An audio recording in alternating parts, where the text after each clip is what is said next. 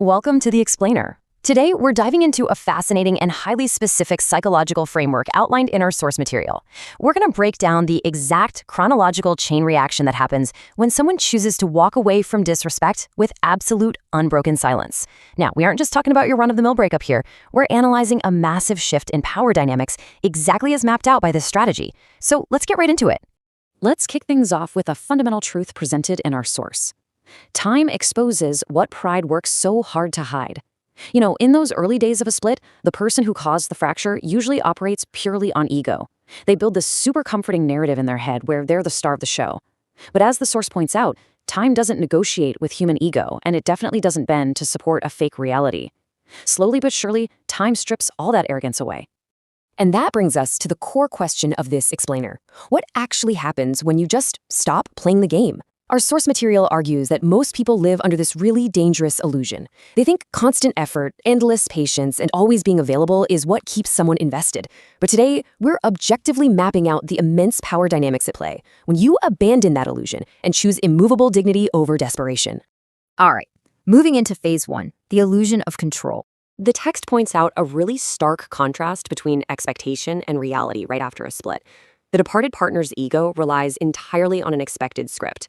We're talking repeated calls, long emotional paragraphs, begging for another chance. That chase is literal rocket fuel for their ego. It validates their choice to leave. But when you execute a flipped script, total silence, absolute composure, unshakable dignity, it completely short-circuits their illusion of control. By just evaporating instead of engaging, you break the rules of the game they thought they were playing. This leads us right to a core concept from the source: walk away power. It's defined as the execution of a clean, steady withdrawal of your time, your energy, your attention, and your access without a single bitter word. The framework emphasizes that true strength doesn't scream, it doesn't argue, and it definitely doesn't throw tantrums. Those outbursts just prove the other person still controls your emotional climate. Real power is the quiet, calm execution of packing up your energy and securely closing the door behind you. Which takes us to phase two, the silent withdrawal. So how does this false confidence actually decay? Well, it happens in stages. On day one, they're riding an artificial emotional high. They feel liberated. A few days later, you'll see a surface show of fake confidence, posting online, going out, pretending they didn't lose a thing. But as the source emphasizes, an emotional high built on pride simply cannot survive the relentless weight of time. Weeks later, that silent stability they took for granted violently fractures, and this massive, deafening void just opens up. Now, you might be wondering, why does that void open? The text attributes this to something called the unseen anchor. They failed to realize until it was way too late that your steady presence wasn't just background noise. According to the framework, your consistency is actually what gave them the safety to act cold in the first place.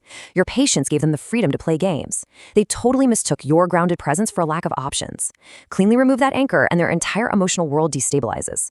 Let's look at phase three, the collapse of ego. The source outlines this collapse in three distinct steps. First, they reach for cheap distractions, mindlessly swiping on apps, packing their weekend calendar just to drown out the quiet. Second, the shallow talk kicks in. Suddenly, all those casual chats about weekend plans feel painfully empty compared to the authentic depth you guys had. And third, the devastating realization of what they actually lost sets in. The source uses a great analogy here. Regret doesn't happen with a dramatic breakdown. It seeps in slowly, like a silent leak, quietly flooding a foundation. And the symptoms of this collapse really seep into their daily life. Their morning routine feels slightly off. Evenings grow noticeably heavier as the day's distractions fade away. The quiet spaces just stretch far longer than their mind can handle. According to the framework, the total silence you left behind becomes an active, uncomfortable truth that follows them into every single room, exposing their complete lack of internal stability. Moving on to phase four, time exposes the truth.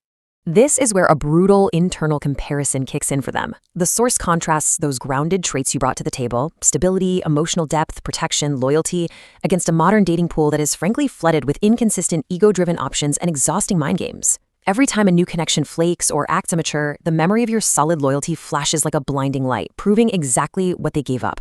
Because you executed your withdrawal with pure class and immovable calm, you completely stripped away their ability to play the victim. They can't hide behind fake excuses. Instead, your complete silence acts as an unyielding mirror. It forces a brutal, unvarnished confrontation with reality. Their own unchecked pride destroyed a highly valuable connection. Finally, we reach phase five, the ultimate power move. Months down the line, a sharp, icy realization pierces right through their denial. that secret hope they harbored, that you were just throwing a silent tantrum and a text would eventually come, is completely crushed. The framework describes them obsessively replaying old conversations late at night, searching for a version of you that was always ready to forgive. But that version, it no longer exists. Access to your time, your heart, and your energy has been wiped off the table forever. So the script flips one final time. They made this arrogant assumption that you just fall apart at the seams without them. But the heavy reality is completely different.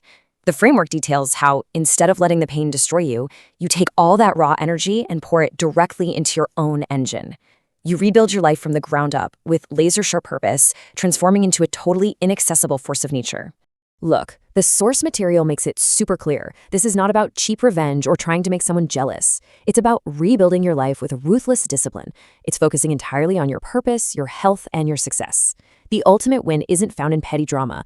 It's in making your steady, forward progress your ironclad closure. By leveling up into a sharper version of yourself, that boundary solidifies naturally. Which leaves us with the ultimate challenge from this framework. Are you ready to march boldly toward a brilliant future, leaving them entirely in the quiet regret of their own making?